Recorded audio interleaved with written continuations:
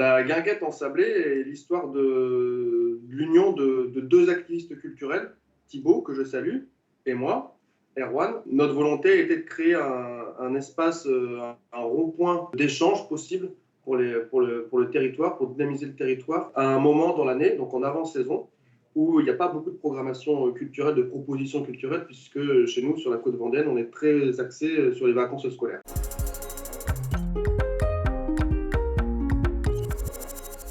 Donc nous, on ouvre 7 jours sur 7 sur une période de 3 semaines et demie, entre la fin juin et mi-juillet. Et du coup, la spécificité de la guinguette ensablée, c'est qu'elle est ensablée et on ne s'attendra pas à y trouver un plan d'eau où il y a une rivière, mais bien du sable, voilà, chez nous, donc venez en Bourgogne. On ouvre de 18h à 23h tous les soirs de notre ouverture. C'est très musical, mais vous allez trouver tous les soirs d'autres animations, conférences, théâtre de rue, ateliers pour les enfants, voir un tournoi de foot, peut-être du molki, une exposition. Et on est pas mal aussi axé sur le bien-être. Donc on a des rendez-vous bien-être aussi également. On m'appelle beaucoup pour les réservations, il n'y a pas de réservation chez nous. Du coup, nous c'est simple pour se retrouver, c'est les réseaux sociaux comme pour beaucoup maintenant, Facebook et tout récemment Instagram.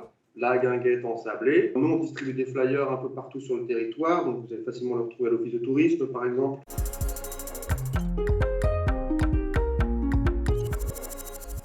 Bah, le truc qui est vraiment sympa, c'est qu'on est dans ce format guinguette, c'est quand même vraiment sympa, c'est l'échelle humaine. Ce qui moi me touche particulièrement, c'est de pouvoir venir et de pouvoir toucher l'artiste une fois qu'il est sorti de scène, pouvoir discuter avec eux, sachant qu'il y a des artistes de qualité internationale qui peuvent venir dans des guinguettes comme la nôtre. Et donc du coup, chez nous, par exemple, nous, on a un bus qui est prêté encore par un copain à moi, que je salue, Mathieu. Du coup, des artistes, la première année, en 2019, qui était resté plusieurs jours, on enregistra une musique dans le bus avec un mini studio compact, mettons avec 2-3 ordinateurs et une carte son, on fait des merveilles. Et donc, du coup, on a notre chanson, on a notre hymne de la guinguette ensablée.